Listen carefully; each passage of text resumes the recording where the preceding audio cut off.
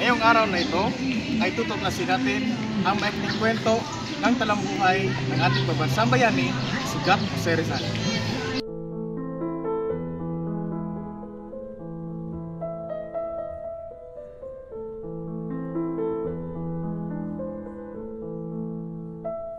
Jose Rizal ay kilala sa tawag na Pepe. Ipinanganak noong Hunyo 19, taong 1861 sa isang maliit na bayan sa Calamba, Laguna. Ipinanganak sa isang mayamang pamilya.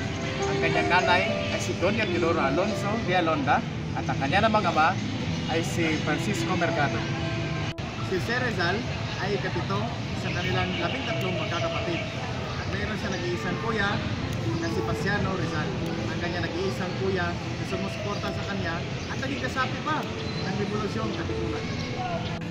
Si Rizal ay nakitaan ng aking talino panahon nang siya pa ay nag-aaral. At nakikita ito nang siya ay nag-aaral sa Ateneo Municipal de Manila.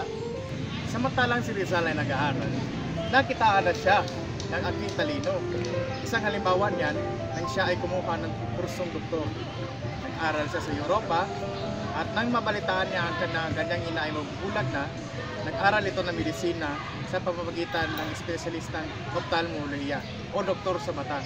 Kaya naman nang umuwi siya sa Pilipinas ay isinagawa niya agad ang operasyon sa pagpapagaling sa mata ng kanyang ina na malapit ng mabulag.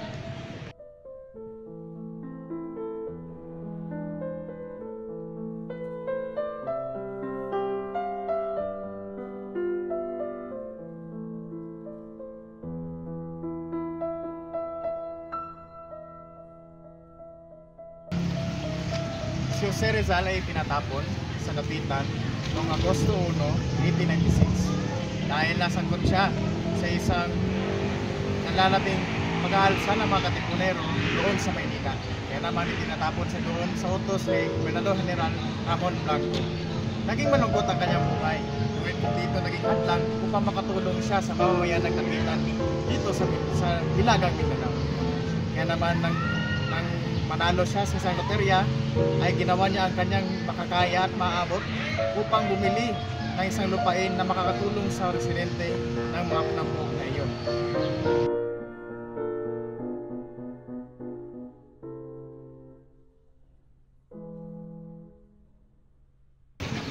Si Jose Rizal ay napiit sa bilangguan ng Intramuros sa Port Santiago noong December 26, 1896. Habang nasa bilangguan, ay sinulat niya ang kanyang huling akda na Leon Timoteos o ang kanyang huling pamamaalam para sa ilang bayan at sa kanyang pamilya.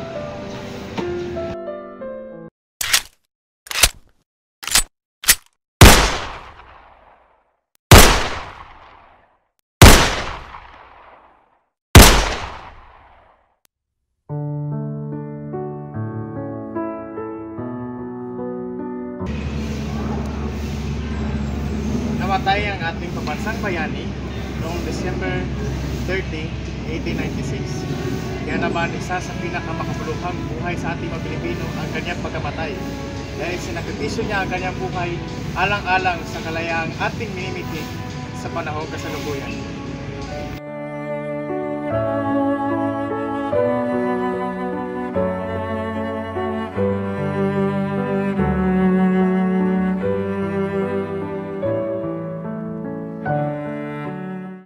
Naman ay mag-i-interview tayo ng isang estudyante na kung saan man ay kailangan natin kunin ang kanyang pahayag para sa subject.